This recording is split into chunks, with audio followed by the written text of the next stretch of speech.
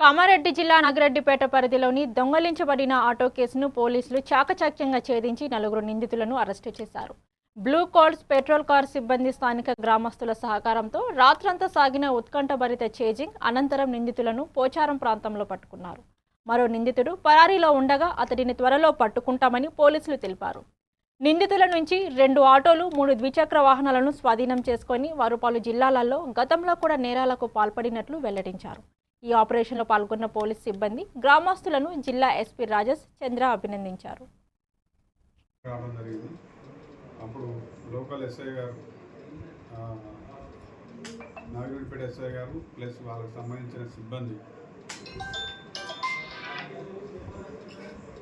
అదే కాకుండా ఈ మధ్య కాలంలో ఒక 5-6 కేసులలో కూడా ఇన్వాల్వ్ అయ్యారు. వీళ్ళంతా కూడా ఇంటర్ డిస్ట్రిక్ట్ దొంగలు. చాలా ఆఫెన్స్లలో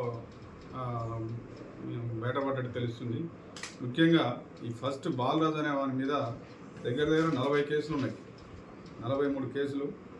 ఈ షేక్ ఫయాజ్ మీద 37 కేసులు, అబ్స్కాండ్ అనే అతని మీద, కార్తిక్ రెడ్డి అనే అతని మీద 3 కేసులు, ఈ రమేష్ అనే వాని మీద 1 కేసు. సీసీ అక్కడ స్థావరం ఏర్పాటు చేసుకొని అక్కడి నుంచి అఫెన్సులు చేస్తుంటారు. చాలా ఏరియాలలో కూడా మూమెంట్ చేస్తున్నారు. ముఖ్యంగా Hyderabad city outskirts, Nagar Kurnool, Sangareddy outskirts, ఇటు మన నిజామాబాద్ జిల్లా ఈ ఏరియాలో కూడా ప్రీవియస్ హిస్టరీ చాలా ఎక్కువ ఉంది. కాబట్టి ఒక్కొక్కరు 35-40 కేసులలో ఇన్వాల్వ్ అయ్యింది. కాబట్టి వాళ్ళ హిస్టరీ కూడా చాలా పెద్దగా ఉంది. వీళ్ళని ఈరోజు మార్నింగ్ ఆదివారం